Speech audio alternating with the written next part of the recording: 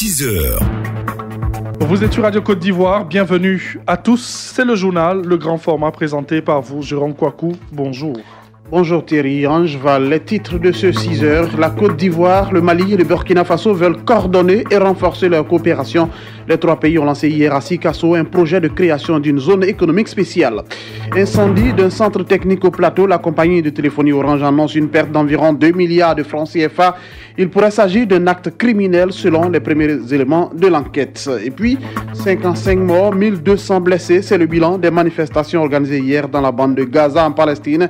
Ils protestaient contre l'inauguration de l'ambassade des États-Unis à Jérusalem. Dans la foulée, l'Afrique du Sud a rappelé son ambassadeur. Voici pour l'essentiel. Bonjour à tous, bienvenue.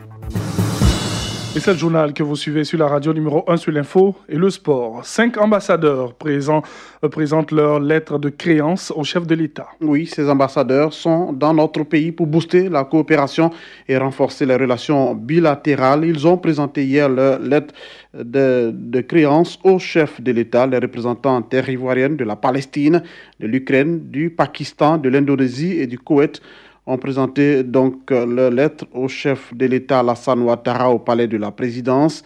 Écoutons successivement les ambassadeurs de l'Ukraine, Oleksandr Okarov, celui du Pakistan, Mohammad Imran, et l'émissaire du Koweït, Mohamed Hussein. Nous avons très grand potentiel dans la coopération dans les domaines économiques, militaires et techniques, culturels, dans le domaine de l'éducation. Et notre devoir avec mes collègues ivoiriens et moi comme l'ambassadeur, c'est de faire tout possible pour accélérer le processus du développement de nos relations bilatérales. J'ai eu une rencontre très fructueuse avec Monsieur le Président de la République. Nous avons discuté de divers domaines, de l'agriculture, de l'enseignement, au niveau de la coopération bilatérale entre nos deux pays. Et nous allons ouvrir un bureau économique très rapidement en Côte d'Ivoire dans le domaine des affaires. Nous avons eu des échanges fructueux en vertu desquels nous nous sommes engagés à avoir donc des relations permanentes. La raison d'être de cette rencontre, c'est de booster nos relations bilatérales. Et la Côte d'Ivoire, le Mali, le Burkina Faso renforcent leur coopération. Et cela passe par la création d'une zone économique spéciale. Hier, les trois premiers ministres des trois pays ont signé une déclaration à Sikasso portant création de cette zone économique spéciale. Il a été mis en place un comité tripartite pour mener les études devant déterminer les différents projets de la zone et définir le coût dans cette zone économique spéciale. Diakité Ibrahim nous explique.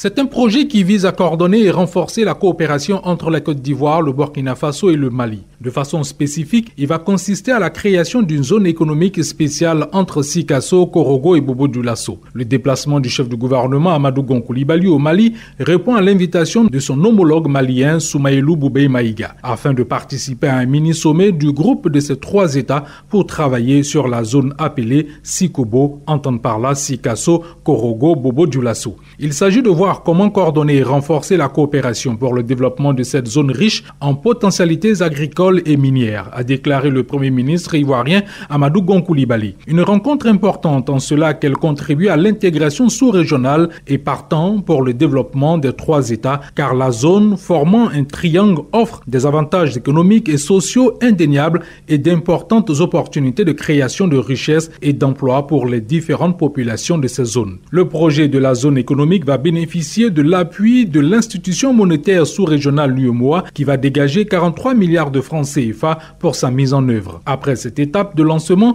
les ministres des économies des trois États concernés vont mener des études pour la faisabilité des projets et infrastructures que va accueillir la zone économique spéciale. Pour l'instant, aucun montant pour la réalisation de ce projet n'est encore disponible. Les trois premiers ministres ont dit attendre les résultats des études avant de se prononcer. Un projet important qui nécessite des études, c'est ce que nous dit ici le Premier ministre ivoirien Amadou Gon Coulibaly. Nous avons indiqué que la coordination du processus que nous avons lancé à partir d'aujourd'hui sera donc sous la conduite de nos ministres de l'économie et des finances. Donc on a des études donc à faire. On a des productions en Côte d'Ivoire, on a des productions au Mali, on a des productions au Burkina. Il faudra regarder pour chacune de ces potentialités où est-ce que de manière donc intelligente nous devons installer telle ou telle infrastructure commune parce que c'est là que ça a du sens. Donc c'est un travail d'étude qui doit être fait et quand on aura déterminé donc tout tous les lieux où nous devons avoir les infrastructures donc communes. Nous verrons comment donc les financer et c'est donc un processus qui est lancé à partir d'aujourd'hui. Alors c'est l'étude, une fois achevée, sous la conduite donc de nos ministres de l'économie et des finances, qui déterminera donc le coût,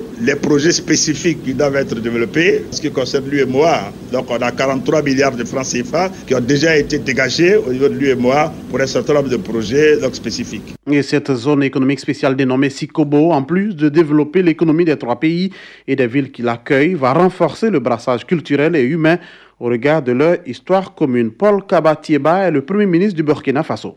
En renforçant la coopération transfrontalière dans ce triangle Sikasso, Porogo, Bobo-Dioulasso, va justement renforcer davantage les liens économiques, les liens culturels, les liens humains entre les ressortissants de cette zone. Elle permettra, comme ça a été déjà dit, donc de mutualiser nos moyens, de mutualiser nos politiques en matière donc de développement dans ces zones frontalières et de permettre ainsi aux populations qui sont frontalières, qui vivent la même culture, qui souvent également ont connu la même histoire, de pouvoir donc effectivement connaître le développement et de lutter contre la pauvreté en mutualisant donc nos moyens.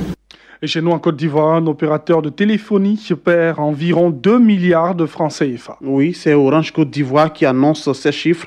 Près de 2 milliards de francs CFA d'équipements perdus dans l'incendie de l'un de ses centres techniques au plateau. Les premiers résultats de l'enquête menée par des experts avec constat d'huissier ont démontré qu'il ne s'agissait pas d'un départ de feu accidentel. Plusieurs câbles électriques ont été sectionnés, sans doute à l'aide de pinces coupantes, et une échelle a également été retrouvée au même endroit. Lors d'une conférence de presse, le directeur général a indiqué que 300 ingénieurs et techniciens sont à pied d'œuvre pour la reconnexion de plus de 400 000 soudures nécessaires au rétablissement du réseau suite à cet acte criminel. Et les producteurs de café cacao de Daloa reçoivent des cartes professionnelles. Oui, c'est une œuvre de l'ANAPROSI, qui est l'Association nationale des producteurs de café cacao, qui poursuit ainsi sa tournée de distribution des cartes professionnelles. À Daloa, les responsables de cette structure agricole ont remis des cartes à plus d'1 millier de producteurs de café cacao. Les détenteurs de cette carte pourront désormais bénéficier de services socio-économiques. Sur place, la correspondance d'Alassane Koulibaly.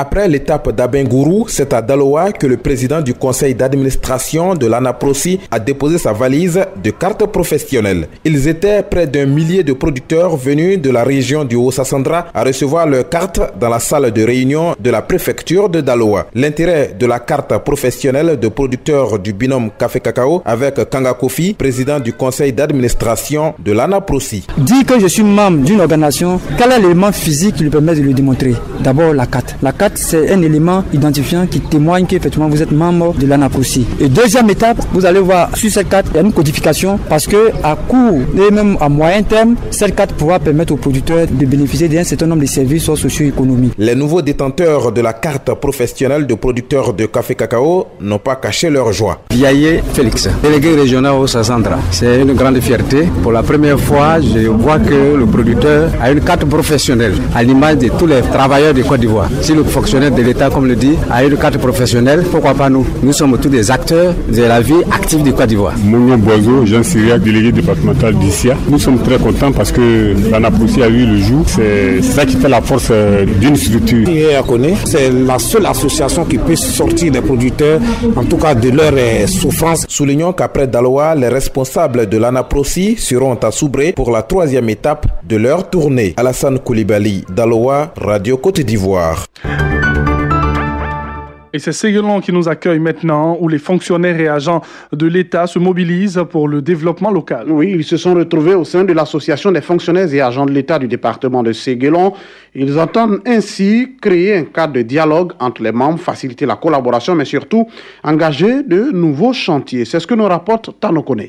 L'association des fonctionnaires et agents de l'État du département de Séguelon a vu le jour en 2014. Au départ, cette association avait pour mission de réunir tous les fonctionnaires et agents de l'État du département afin d'offrir à chacun un cadre familial. Aujourd'hui, la FADEA s'est fixé de nouvelles missions, celle de contribuer au développement économique du département. Tei Kwaku Benje, président de cette association. La deuxième phase qu'on va entamer, c'est l'aspect même du développement proprement dit. On a croisé des économistes qui vont un jour venir nous parler de développement, parce que à Séguelon, il faut un plan directeur. Donc on va aller dans ce sens pour créer un plan directeur de développement de Séguelon, et à partir de là, ensemble, on va voir comment est-ce qu'on peut aider les élus locaux, on peut aider le corps préfectoral pour que Séguelon puisse prendre son envol. Des missions qui croisent bien la volonté des autorités locales. Écoutons le premier adjoint au maire de Séguelon. Les fonctionnaires de Séguelon travaillent ensemble dans la solidarité. Chaque année, ils font ce genre d'organisation pour qu'on fasse au moins une retrouvaille au niveau du département de Séguelon.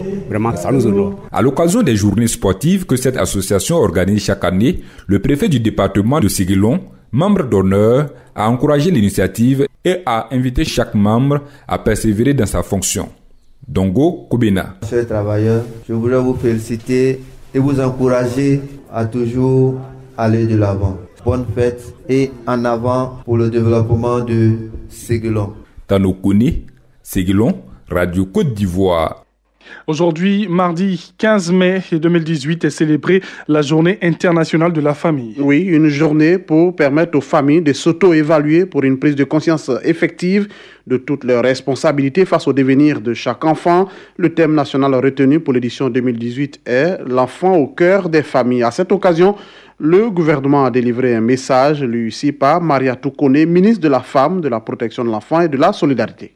La famille est avant tout le cadre affectif et éducatif qui assure à chacun de ses membres bien-être, sécurité et réconfort face aux épreuves de la vie. Le goût du travail et de l'effort prend sa source au sein de la cellule familiale. C'est pourquoi, dès l'accession de notre pays à l'indépendance, les autorités ivoiriennes ont adopté un ensemble de dispositions constitutionnelles et légales pour la promotion et la protection des familles. Autant le gouvernement assume ses responsabilités, il est temps que les familles reprennent leurs responsabilités. La démission des familles a causé d'énormes préjudices aux êtres fragiles et vulnérables que sont les enfants. Le gouvernement poursuivra toutes les actions pour le bien-être et l'épanouissement des familles, et cela avec le concours de tous les acteurs. C'est une exigence pour une Côte d'Ivoire paisible, prospère et cohésive.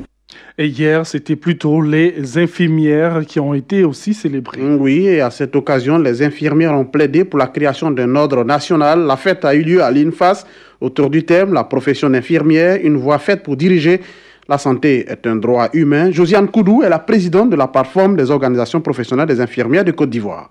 Un seul mot pour nous en ce jour, c'est de demander à Madame la ministre, à travers notre parrain Hakim Dossi Merci, de permettre aux infirmiers d'avoir un ordre national pour la sécurité des actes que nous posons à l'endroit de la population. Il y a plusieurs avancées. Il y a l'avènement du système LMD au niveau de l'INFAS qui permet aux infirmiers maintenant d'accéder au master en soins infirmiers. Il y a bientôt la prime de logement qui sera octroyée aux infirmiers. Il y a la question du profil de carrière qui est aussi pris en compte. Mais la question essentielle et épineuse pour nous, c'est la question de l'ordre des infirmiers qu'on doit mettre en place. Toute discipline qui se respecte a besoin d'un ordre pour pouvoir réguler les actes que nous posons. Et dans ce journal sur Radio Côte d'Ivoire, nous allons à l'international. Escalade de violence en Palestine, 55 morts enregistrés dans la seule journée d'hier. Oui, c'est un bilan lourd puisqu'il y a aussi 1200 blessés par balle. Les manifestations organisées hier lundi dans la bande de Gaza, le long de la barrière de séparation avec Israël.